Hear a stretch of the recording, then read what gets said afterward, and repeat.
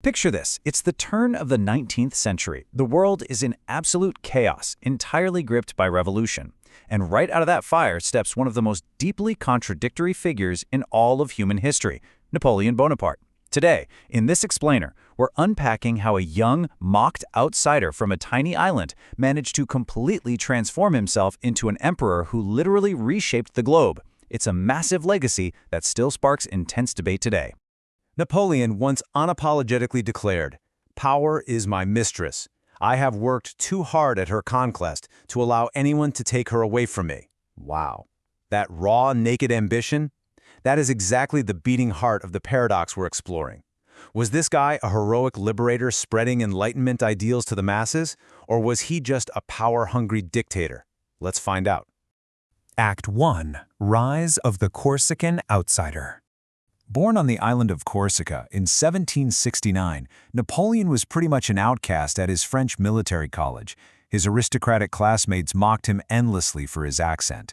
But when the French Revolution blew everything up, this marginalized artillery officer saw his opening and leveraged the sheer chaos to his advantage. I mean, just think about this trajectory. From a brilliant strategic win at the Siege of Toulon in 1793 to literally crushing a Paris uprising in a matter of hours by 1795. He was instantly a national hero. That fame catapulted him into commanding the Army of Italy in 1796 and then launching a massively ambitious campaign into Egypt. You just couldn't deny his brilliance on the battlefield. And to the average person, he wasn't just some soldier. He was a savior. The Italian revolutionary poet Ugo Foscolo even proclaimed, "I will name you, therefore, Bonaparte," with the unheard-of title of Liberator of Peoples. When Napoleon's troops rolled into Italy, he told the locals he wasn't there to conquer them, but to break their chains. People genuinely saw him as this epic hero, shattering old oppressive monarchies and spreading the democratic dream of the French Revolution all across Europe. Act 2. Propaganda and absolute power. So militarily speaking, Napoleon's 1798 Egyptian campaign was actually a huge disaster. His naval fleet was utterly destroyed, and he ended up secretly abandoning his own starving army just to flee back to France. But guess what? He returned to cheering crowds like a conquering hero. How on earth did he pull that off? Through an absolute masterclass in propaganda. He strictly controlled the press to manufacture this myth of invincibility. For instance, he commissioned these sweeping, majestic paintings showing him valiantly crossing the Alps on a rearing steed, basically comparing himself to ancient conquerors like Alexander the Great. The gritty historical reality? He actually crossed those mountains on a mule, slowly guided by a local farmer. But the myth totally worked, and he weaponized that popularity perfectly. He orchestrated a coup in 1799, became first consul of France, and then held a referendum to legitimize his new constitution. The official result? A totally absurd 99.9% in his favor. And yeah, that was bolstered by over 1 million completely fake votes. He ran similar rigged referendums in 1802 to become consul for life, and then again in 1804 to literally crown himself emperor. At this point, his hunger for absolute, unchecked power was just entirely out in the open. The visionary reformer. But here's where the paradox really kicks in.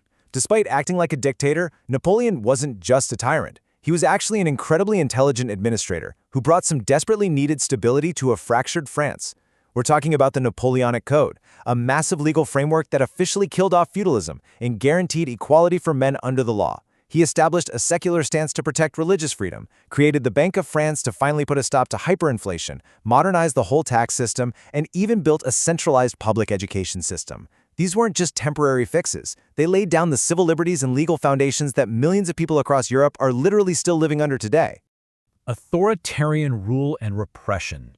However, we absolutely have to weigh those impressive progressive reforms against his deeply regressive, oppressive actions. He brought order, for sure, but at a huge cost to personal liberty. Think about the stark contrast here. The revolution had previously abolished slavery, right? Well, Napoleon brutally reinstated it in 1802. The revolution made early strides in women's liberation, but Napoleon entirely revoked them, prioritizing men and divorce laws and property rights. The revolution championed free speech. Napoleon shut down independent newspapers and exiled his critics. And the biggest irony of the whole shebang? A revolution fought to destroy the monarchy resulted in Napoleon crowning himself emperor and aggressively installing his own brothers as kings all over Europe in places like Spain and Holland. Master of the battlefield and the human cost. Ultimately, Napoleon had this unquenchable thirst for conquest, which sparked the Coalition Wars, decades of non-stop clashes with European monarchies between 1792 and 1815. The devastating result? Millions of people dead, all for one man's empire. Let's just take a second and let that sink in. His sheer, relentless drive for military dominance and territorial expansion essentially turned the European continent into an endless graveyard. The human cost of his ambition was absolutely staggering. Act 3. The Icarus Fall. Just like Icarus flying way too close to the sun, Napoleon's own hubris practically guaranteed his collapse. The dominoes really started falling with his disastrous 1812 invasion of Russia. The Russian army brilliantly refused to fight him directly. Instead, they just kept retreating, burning their own towns and crops along the way. That left the brutal, freezing Russian winter to completely decimate Napoleon's starving, retreating forces.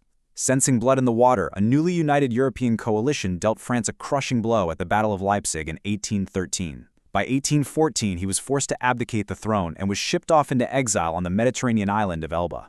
But of course, the emperor wasn't quite done yet. In 1815, he mounted this incredibly desperate, fleeting comeback we now call the 100 Days. He escaped Elba, snuck back into France, and actually rallied the French army one last time. But the Allied powers of Europe weren't having it. They rapidly mobilized and met him at the infamous Battle of Waterloo. That was it. This final, total defeat stripped him of his power for good, and he was condemned to die in deep isolation on the remote, rocky island of St. Helena just 6 years later. Which brings us right back to the ultimate question.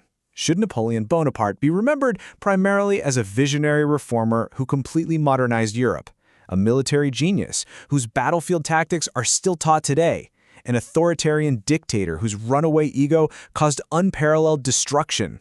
Or, impossibly, is he all three at once? It's a massive puzzle and a deeply complex legacy that historians are still fighting over right now. I'm going to leave you to decide.